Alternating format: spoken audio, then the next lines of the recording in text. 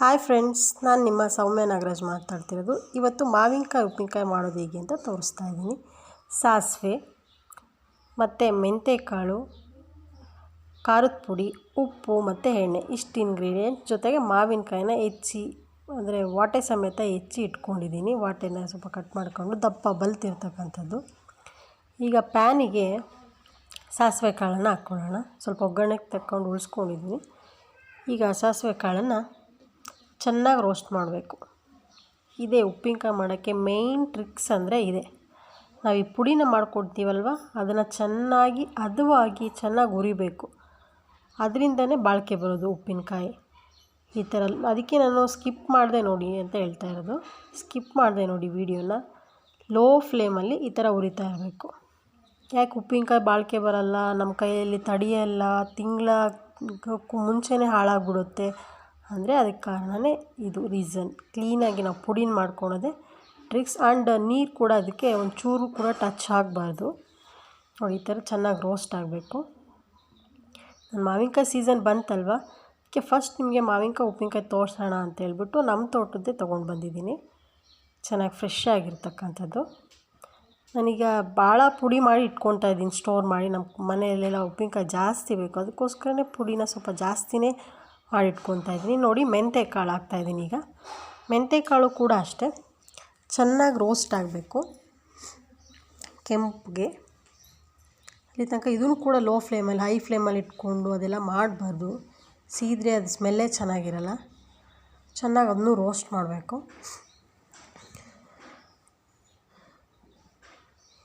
ಕೆಂಪಗಾಗಬೇಕು, ಅದು ಕೈ ಆಡಿಸ್ತಾ ಇರಬೇಕು. ನೀವು ಸ್ಕಿಪ್ ಮಾಡದೆ ನಮ್ಮ ವೀಡಿಯೋನ ಕ್ಲೀನಾಗಿ ನೋಡಿದ್ರೆ ನಿಮ್ಗೆ ಉಪ್ಪಿನಕಾಯಿ ಆಂಧ್ರ ಶೈಲಿಯಾದಂಥ ಉಪ್ಪಿನಕಾಯಿ ವರ್ಷಗಟ್ಟಲೆ ಇಟ್ಕೊಳ್ಳೋದು ಟೇಸ್ಟಿಯಾಗಿ ಸ್ಪೈಸಿಯಾಗಿ ಒಂದು ಸ್ಪೂನ್ ಹಾಕ್ಕೊಂಡ್ರೆ ಸಾಕು, ಹೊಟ್ಟೆ ತುಂಬ ಊಟ ಮಾಡ್ಬೋದು, ಅಷ್ಟು ಚೆನ್ನಾಗಿರುತ್ತೆ ಸೈಡ್ ಡಿಶ್ಶಾಗಿ ಹಾಕ್ಕೊಂಡ್ರೆ ನೋಡಿ. ಈಗ ಉಪ್ಪಿನಕಾಯಿನ ಇದು ತೊಗೊಂಡಿದ್ದೀನಲ್ಲ ಮಾವಿನಕಾಯಿ, ಅದರೊಳಕ್ಕೆ ಒಂದು 2 ಟೇಬಲ್ ಸ್ಪೂನಷ್ಟು. ನಮ್ಮ ಮನೆಯಲ್ಲೆಲ್ಲ ಸ್ವಲ್ಪ ಖಾರ ಜಾಸ್ತಿನೂ ಅಲ್ಲ ಕಡಿಮೆನೂ ಅಲ್ಲ, ಮೀಡಿಯಮಾಗಿ ತಿಂತಾರೆ. ಸೊ ನನಗೆ 2 ಟೇಬಲ್ ಸ್ಪೂನಷ್ಟು ತೊಗೊಂಡಿದ್ದೀನಿ. ಖಾರದ ಪುಡಿ, ಉಪ್ಪು ಹಾಕ್ಕೊಂಡು ಮಿಕ್ಸ್ ಮಾಡ್ಕೊಂಡಿದ್ದೀನಿ ನೋಡಿ. ಈ ರೀತಿ ಮಿಕ್ಸ್ ಮಾಡ್ಕೊಬೇಕು. ಆಮೇಲೆ ಅದಕ್ಕೆ 2 ಸ್ಪೂನಷ್ಟು, 2 ಅಥವಾ 2.5 ಸ್ಪೂನಷ್ಟು ಸಾಸಿವೆ ಪೌಡ್ರು. ನಾನು ಸಪ್ರೇಟ್ ಪುಡಿ ಮಾಡ್ಕೊಂಡಿದ್ದೀನಿ, ಒಂದರಲ್ಲೇ ಪುಡಿ ಮಾಡ್ಕೋಬೇಡಿ. ನಮಗೆ ಎಷ್ಟೆಷ್ಟು ಕ್ವಾಂಟಿಟಿ ಬೇಕೋ ಅಷ್ಟು ಹಾಕ್ಕೊಬೋದಲ್ವ. ಅದಕ್ಕೆ ಅದು 2.5 ಸ್ಪೂನಷ್ಟು ಹಾಕ್ಕೊಂಡಿದ್ದೀನಿ. ಇದು 1.5 ಸ್ಪೂನಷ್ಟು ಆದರೆ ಸಾಕು. ಮೆಂತ್ಯ ಪೌಡ್ರು 1.5 ಸ್ಪೂನಷ್ಟು ಹಾಕ್ಕೊಂಡಿದ್ದೀನಿ. ಅದನ್ನೆಲ್ಲ ಕ್ಲೀನಾಗಿ ಮಿಕ್ಸ್ ಮಾಡಬೇಕು. ಮಾವಿನಕಾಯಿಗೆ ಹೋಳಿಗೆಲ್ಲ ಕ್ಲೀನಾಗಿ ಹತ್ತೋ ಥರ ಅಂತ ಕ್ಲೀನಾಗಿ ಮಿಕ್ಸ್ ಮಾಡ್ಕೊಬೇಕು. ಕೈಗೆ ಎಲ್ಲ ಟಚ್ ಮಾಡಬಾರ್ದು. ಬಾಣಲಿಗೆ ಎಣ್ಣೆ ಹಾಕ್ಕೊಂಡಿದ್ದೀನಿ. ಎಣ್ಣೆ ಕ್ವಾಂಟಿಟಿ ಸ್ವಲ್ಪ ಜಾಸ್ತಿನೇ ಇರಲಿ. ಈ ಆಂಧ್ರ ಶೈಲಿಲೆಲ್ಲ ಸ್ವಲ್ಪ ಗ್ರೇವಿ ಥರ ಮಾಡೋ ಥರ ಮಾಡ್ತಾರೆ, ಅವರೆಲ್ಲ ಡ್ರೈ ಮಾಡಲ್ಲ. ಅದು ಕೂಡ ಟೇಸ್ಟಿಯಾಗಿರುತ್ತೆ. ಗ್ರೇವಿ ಥರ ಬರೋದು ಕೂಡ. ನಾವು ಎಣ್ಣೆನ ಇಲ್ಲೇನು ಕೆಲವರು ಶುಂಠಿ ಬೆಳ್ಳುಳ್ಳಿ ಪೇಸ್ಟ್ ಯೂಸ್ ಮಾಡ್ತಾರೆ, ಆದರೆ ನಾನು ಯೂಸ್ ಮಾಡಿಲ್ಲ. ನಮ್ಮ ಮನೆಯಲ್ಲಿ ನಾನು ಯಾವ ಥರ ಮಾಡ್ತೀನಿ ನಾನು ಅದೇ ಥರ ನಿಮಗೆ ತೋರಿಸಿದ್ದೀನಿ. ಎಣ್ಣೆ ಕಾಯಲಿ, ಸ್ವಲ್ಪ ಚೆನ್ನಾಗಿ ಕಾಯಲಿ. ಸಾಸಿವೆ ಬೆಳ್ಳುಳ್ಳಿ ಅದೆಲ್ಲ ಬೇಯಬೇಕು. ಅದಕ್ಕೋಸ್ಕರ ಸ್ವಲ್ಪ ವೆಯ್ಟ್ ಮಾಡಿ. ಈ ಥರದ ವೀಡಿಯೋಸ್ ಬೇಕಾದರೆ ನಮ್ಮ ಚಾನಲ್ಗೆ ಲೈಕ್ ಮಾಡಿ, ಶೇರ್ ಮಾಡಿ, ಸಬ್ಸ್ಕ್ರೈಬ್ ಮಾಡಿ. ಬೆಲ್ ಬಟನ್ ಒತ್ತೋದನ್ನ ಖಂಡಿತ ಮರಿಬೇಡಿ. ಹೊಸ ವೀಡಿಯೋಸು ನಿಮಗೆ ಬರಬೇಕು, ನೋಟಿಫಿಕೇಷನ್ ಆಗಬೇಕು ಅಂದರೆ ದಯವಿಟ್ಟು ಬೆಲ್ ಬಟನ್ ಒತ್ತೋದನ್ನ ಮರಿಬೇಡಿ. ಈಗ ಎಣ್ಣೆ ಕಾದಿದೆ, ಸಾಸಿವೆ ಕಾಳು ಹಾಕ್ತಾಯಿದ್ದೀನಿ. ಸಾಸಿವೆ ಕಾಳು ಸ್ವಲ್ಪ ಚೆನ್ನಾಗಿ ಬೇಯಲಿ. ನಾನು ಇದೇ ಥರ ನೀವು ಕಮೆಂಟ್ ಸೆಕ್ಷನಲ್ಲಿ ನಿಮ್ಗೆ ಯಾವ ಥರ ಬೇರೆ ಥರದ ಉಪ್ಪಿನಕಾಯಿ ಬೇಕಾದರೆ ನಾನು ಕಮೆಂಟ್ ಮಾಡಿ ತಿಳಿಸಿ. ನೆಲ್ಲಿಕಾಯ್ದು, ನಿಂಬೆಕಾಯ್ದು, ಟೊಮೊಟೊ ಕಾಯ್ದೆಲ್ಲ ಮಾಡ್ತೀನಿ.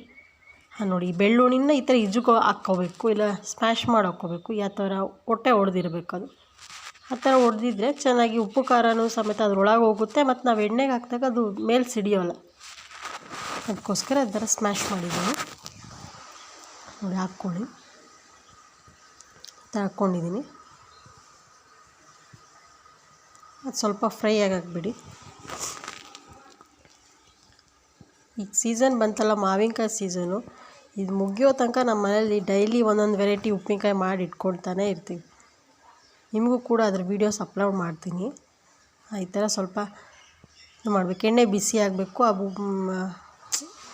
ಹಾಕಿರ್ತಕ್ಕಂಥ ಬೆಳ್ಳುಳ್ಳಿ ಎಲ್ಲ ಸ್ವಲ್ಪ ಈ ಥರ ಎಲ್ಲ ಬಬಲ್ಸ್ ಬರಬೇಕು. ಅದನ್ನು ಎಣ್ಣೆನ ತೊಗೊಂಡ್ಬಿಟ್ಟು ಈ ಮಾವಿನಕಾಯ್ದೆಲ್ಲ ಖಾರದ ಪುಡಿ ಉಪ್ಪೆಲ್ಲ ಹಾಕಿ ಇದು ಮಾಡಿದ್ವಲ್ಲ, ಪುಡಿ ಎಲ್ಲ ಹಾಕಿ ಅದಕ್ಕೆ ಹಾಕ್ಬಿಟ್ಟು ಮಿಕ್ಸ್ ಮಾಡೋದು ಅಷ್ಟೇ. ನೋಡಿ 3 ಡೇಸ್ ಆದಮೇಲೆ ಅದು ಈ ಥರ ಆಗುತ್ತೆ. ಅದು ಕಳ್ತಂಗಿಲ್ಲ, ಅಂದರೆ ದಿನ ಆದಂಗಿಲ್ಲ, ದಿನಕ್ಕೆ ಅದು ಗೂರಾಡ್ತಾನೆ ಇರಬೇಕು. ಅವಾಗ ಈ ಥರ ಆಗುತ್ತೆ. Thank you friends. Thank you very much.